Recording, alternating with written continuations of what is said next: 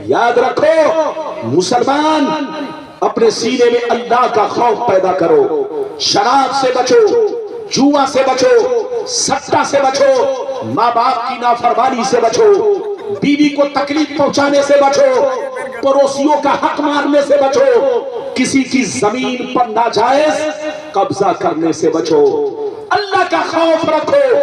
جس قوم کے سینے میں اللہ کا خوف ہے دنیا کی کوئی طاقت نہیں اس سے مقابلہ کر سکے، دنیا کی کوئی طاقت نہیں اس کی نظر سے نظر ملا سکے، دنیا کی کوئی طاقت نہیں اس کے سینے سے سینہ لڑا سکے۔ شرط یہ ہے اللہ کا خوف پیدا کرو، شراب جوا سستا سے بچو، اپنا ایمان پختہ رکھو، اللہ پر پختہ یقین رکھو، اللہ سے سچی محبت کرو، رسول سے سچی محبت کرو، حلال پیسہ کھاؤ، حلال پیسہ کماؤ، ادھر دیکھو بچوں کو بھی کھلاؤ، بیوی کو بھی کھلاؤ۔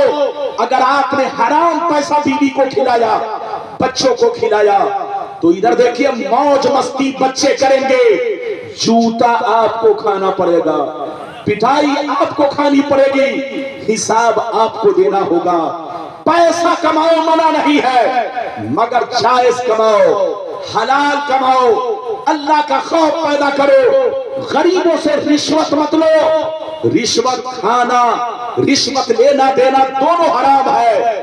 بیٹی کی شادی کرو تو ادھر دیکھو جہیز دینا بھی جائز ہے، لینا بھی جائز ہے، لیکن مانگنا ناجائز ہے۔ مانگنے والا اپنے بچے کو بازار میں بالکل جانوروں کی طرح بیچنا چاہتا ہے۔ یاد رکھو جیسی کرنی ویسی بھرنی۔ اگر تو نے اپنے بچے کی شادی میں اگر کسی سے جہیز طلب کیا یا کیش طلب کیا، کل ہو کر تمہاری بیٹی اگر ہوگی اس کی شادی ہوگی اس میں بھی ویسا ہی سلوک کیا جائے گا، جیسی کرنی ویسی بھرنی۔ اپنا ماحول صحیح رکھو، اپنی سوسائٹی صحیح رکھو، اسلامی معاشرے میں رہو، اللہ رسول کا خوف پیدا کرو۔ جس قوم کے سینے سے اللہ کا خوف نکل گیا وہ قوم یا تو گمراہ ہو گئی یا تو کافر و مشرک ہو گئی۔ اللہ رسول سے محبت کرو۔ اب چلو میں آپ کو حدیث سناتا ہوں، پہلے تو وہ حدیث سنیے دنیا کیا ہے، ایسی ایسی حدیثیں سناؤں گا کہ بدن کے رونگٹے کھڑے ہوں گے، قسم خدا آنکھوں میں آنسو آئے گا، بشرطے کہ میری تقریر کو دل سے سنے۔ اجازت ہے تو میں آپ کو حدیث سناؤں۔ سارا مجمع بابو لوگ اگر حدیث سننا چاہتا ہے تو ہاتھ اٹھا کر بولو سبحان اللہ، اور زور سے بولو سبحان اللہ، اور زور سے بولو سبحان اللہ۔ ماشاءاللہ غور سے سنو، ترمذی شریف جلد ثانی باب صفت الجنہ صفحہ نمبر 79، نبی ہریرہ قال قلنا یا رسول اللہ ما لنا اذا كنا عندك رقت قلوبنا وزهدنا وكنا من اهل الاخره فاذا خرجنا من عندك فانسنا علينا وشممنا اولادنا انكرنا انفسنا۔ قال علیہ السلام یا ابا ہریرہ لو انکم تکونون اذا خرجتم من عندی کنتم علی حالکم ذالک لزارتکم الملائکۃ فی بیوتکم۔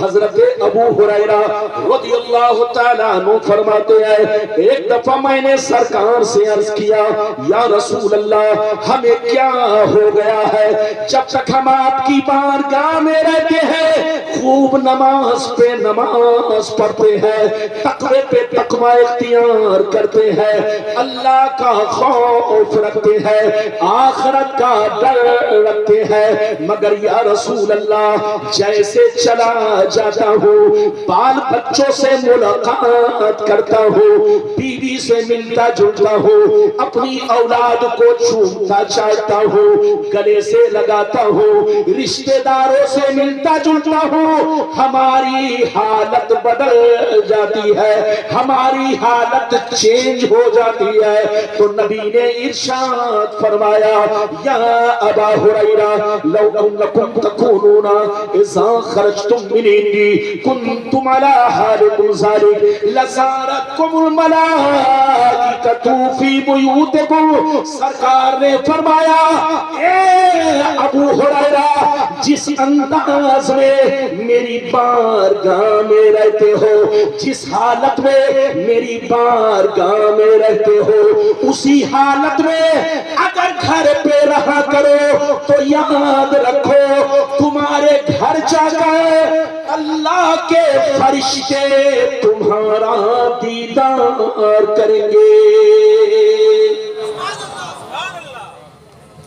کتنے لوگوں نے حدیث سن لیا؟ ہاتھ اٹھا کر بولو سبحان اللہ, اور زور سے بولو سبحان اللہ.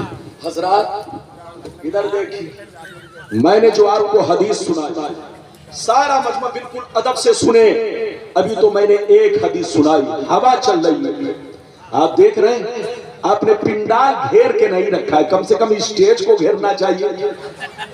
ہنسیے نہیں, یہ غلط بات ہے. تقریر کر رہا ہوں, آپ نے چادر میری اتروا دیا, کرسی پر رکھوا دیا. ایک تو پنڈال میں بولو اتر دکھن, بولو ادھر سے ہوا آ رہی ہے, میں تقریر کر رہا ہوں, بدن سرد ہو رہا ہے, میں جاننا ہوں کہ مجھ کو تکلیف ہو رہی ہے, لیکن آپ کو برداشت کرنا. بہرحال تشریف رکھیے, بہرحال کوئی بات نہیں, بیٹھیے. آپ کی محبت کا شکریہ, اللہ آپ کو سلامت رکھے. ابھی میں نے آپ کو ایک حدیث سنائی, میری طرف دیکھیے. ابو ہریرہ نے کیا کہا؟ یا رسول اللہ آپ کی بارگاہ میں رہتا ہوں, خوب نماز پڑھتا ہوں, خوب روزہ رکھتا ہوں, اللہ کا خوف رکھتا ہوں, قیامت کا ڈر رکھتا ہوں, قبر سے ڈرتا ہوں, لیکن جیسے گھر پہنچتا ہوں بیوی پر نظر پڑتی ہے, بچوں پر نظر پڑتی ہے, رشتہ داروں پر نظر پڑتی ہے, تو میں سب بھول جاتا ہوں. یہ کس نے کہا جلدی بولو؟ ابو ہریرہ نے, کہ سب بھول جاتا ہوں. تو نبی نے فرمایا ابو ہریرہ جیسے میری بارگاہ میں تم قیامت کا خوف رکھتے ہو, اللہ کا خوف رکھتے ہو, قبر کا خوف رکھتے ہو, رسول سے محبت کرتے ہو, اسی انداز میں اگر گھر پہ رہو تو اللہ کے فرشتے تمہارے گھر پہنچ کر تمہارے چہرے کو دیکھا کریں گے, تمہارے چہرے کی زیارت کریں گے, تمہارا دیدار کریں گے. حضرات اس حدیث سے ایک بات تو یہ معلوم ہوئی, دوسری بات یہ معلوم ہوئی کہ اولاد کی محبت, بچوں کی محبت, رشتہ دار کی محبت انسان کے اندر بدلاؤ پیدا کر دیتی ہے, اللہ رسول کا خوف نکال دیتی ہے. اس لیے بچوں سے محبت کرو, منع نہیں ہے, اتنی ہی محبت کرو جتنا ان کا حق ہے. بیوی سے محبت کرو اتنی ہی کرو جتنا ان کا حق ہے. ماں باپ سے محبت کرو اتنی ہی کرو جتنا ان کا حق ہے. یہ بچے مرنے کے بعد تمہیں کام نہیں آئیں گے, یہ بیوی کام نہیں آئے گی, یہ رشتہ دار کام نہیں آئے گے. قبر میں اگر کام آئے گا تو یاد رکھو آپ کا اعمال آپ کو کام آئے گا. آپ نے جو دنیا سے کیا, جو دنیا میں اچھا عمل کیا ہے, وہی عمل قبر میں کام آئے گا.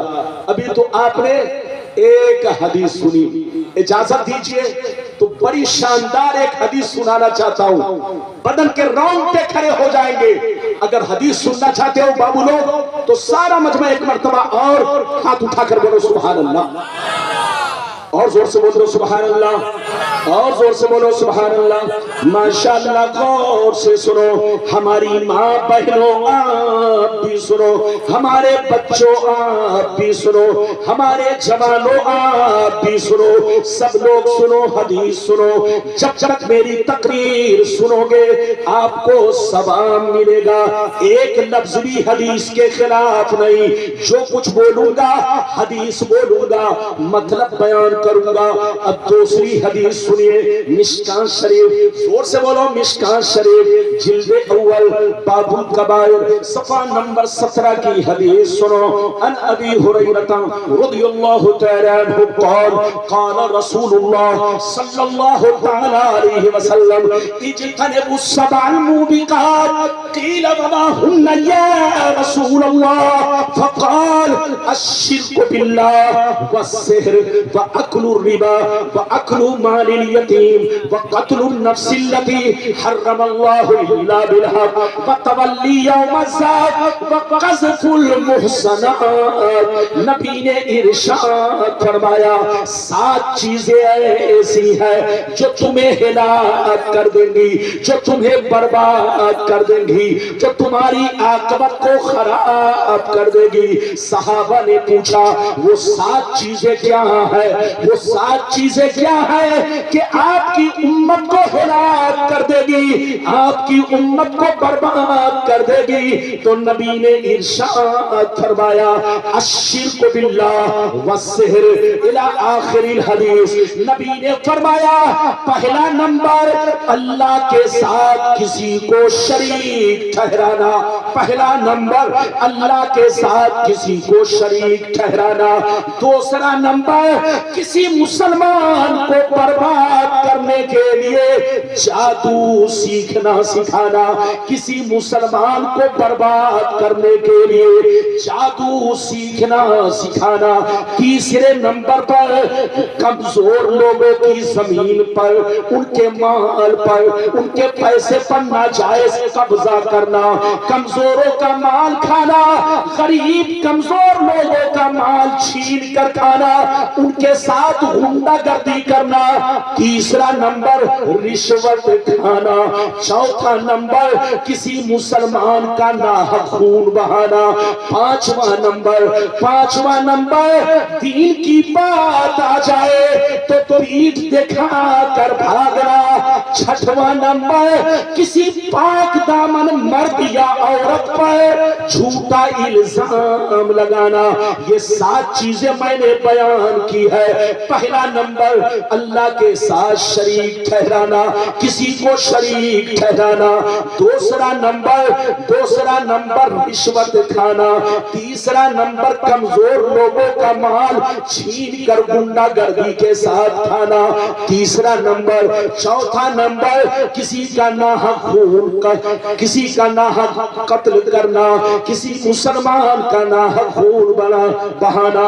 پانچواں نمبر دین کی بات آ جائے تو پیٹھ دکھا کر بھاگنا.